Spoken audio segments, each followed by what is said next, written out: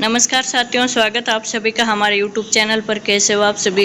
तो देखते हैं कि आज 9 अगस्त से पूरे देश में बदलाव होने जा रहा है। आप सभी को पता है कि अब वृद्ध, विधवा, विकलांग, बुजुर्ग सभी को पेंशन आज 9 अगस्त को खाते में मिलेगी। और किसकी पेंशन बंद हो रही है और किसकी चालू हो रही है। अब किस किस को पेंशन नहीं मिलेगी वो अपन आगे वीडियो में बात करेंगे। क्यों बंद हो रही है वो भी जानेंगे कि पेंशन बंद क्यों हो रही है। और जिसकी पेंशन बंद नहीं हो रही है वो आज 9 अगस्त को पूरे देश में सभी के खाते में पेंशन आएगी। और 6 बड़े नियम लागू कर दिए हैं। अब बुजुर्ग, विधवा, विकलांग को ये नियम की पालना करनी होगी, अन्यथा पैसे खाते में नहीं आएंगे। और पैसे भी बढ़ा दिए गए हैं। अब की बार इस महीने 9 अगस्त की तारीख को आज के दिन आप सभी के खाते में रक्षाबंधन के दिन सरकार तोहफा दे रही है सभी को। तो आप सभी अपना खाता चेक करें। और सभी को, बुजुर्गों को, विधवा, विकलांग को आज खुशखबरी का दिन है। यानी आज रक्षाबंधन के दिन मोदी सरकार सभी को तोहफा दे रही है, सभी के खाते में पैसे ट्रांसफ़र कर रही है। तो वीडियो में आगे बढ़ने से पहले वीडियो को लाइक, शेयर, सब्सक्राइब जरूर करें।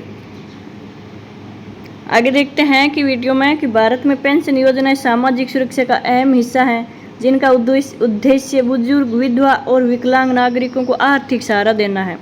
वर्षों से देश में अलग अलग राज्यों और योजनाओं के तहत पेंशन राशि, पात्रता और प्रक्रिया में बदलाव होते आए हैं। इन योजनाओं की मदद से लाखों बुजुर्ग, असहाय महिलाएं एवं दिव्यांग नागरिक अपनी रोजमर्रा की जरूरतें पूरी कर पाते हैं। अब 2025 में केंद्र सरकार और राज्य सरकारों ने मिलकर यूनिफाइड पेंशन स्कीम के तहत कुछ बड़े बदलाव किए हैं, जो 9 अगस्त 2025 से पूरे देश में लागू होंगे। खासकर वृद्ध, विधवा और विकलांग पेंशनर्स के लिए ये नियम जानना बहुत जरूरी है, ताकि लोग लाभ से वंचित न रह सके।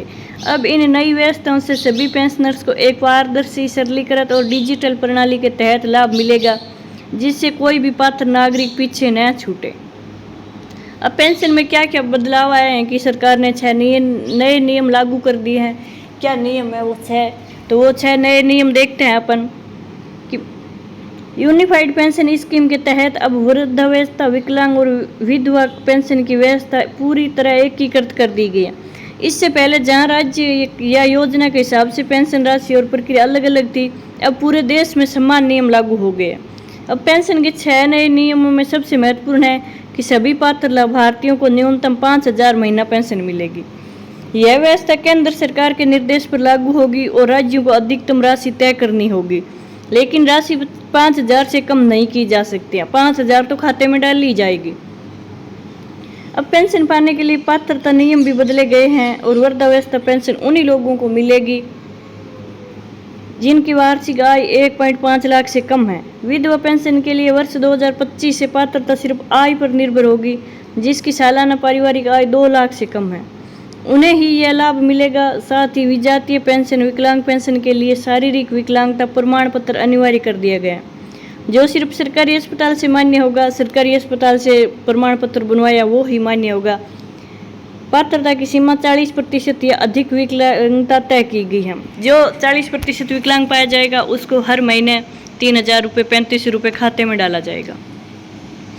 अब नई प्रक्रिया और सत्यापन क्या है कि सरकार ने आवेदन और सत्यापन प्रक्रिया को पूरी तरह डिजिटल बना दिया है। अब सभी पेंशनर्स को फेस KYC सत्यापन कराना जरूरी है। इसके तहत लाभार्थी को आधार कार्ड और मोबाइल नंबर के साथ अपने डिजिटल सत्यापन की प्रक्रिया पूरी करना अनिवार्य है। इससे फर्जी लाभार्थी छंट जाएंगे और सही व्यक्ति को ही पेंशन राशि मिलेगी। यदि कोई पेंशनर यह प्रक्रिया पूरी नहीं करता तो उसकी पेंशन अस्थायी रूप से रोक दी जाएगी। अब आगे है कि अब बैंक खाते का आधार से लिंक होना बहुत ही जरूरी है।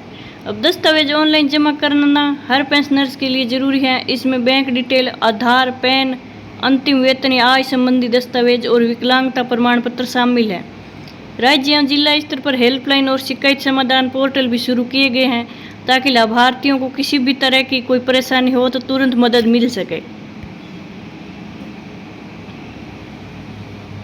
वृद्धा, विकलांग और वृद्धावस्था विधवाओं के लिए क्या बड़ा बदलाव आया वो देखते हैं। सरकार ने इस योजना के तहत पेंशन राशि में बम्पर बढ़ोतरी की है। अब न्यूनतम पेंशन राशि 5,000 महीना होगी, जबकि कुछ संगठित क्षेत्र EPFO वाले पेंशनर्स को 7,500 या 8,500 महीना राशि मिलेगी। यहाँ आपकी सेवा श्रेणी और अंतिम वेतन के मुताबिक गणना होगी। विधवा पेंशन के पात्रता में अब नई उम्र सीमा लागू नहीं है, सिर्फ इसकी आय सीमा देखी जाएगी और बैंक खाता आधार से जुड़ा होना चाहिए।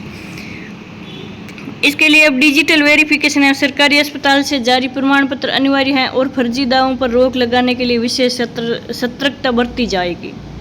अब आवेदन कैसे करना वो भी देख लेते हैं कि यूनिफाइड पेंशन स्कीम के लिए आवेदन की प्रक्रिया पूरी तरह ऑनलाइन है।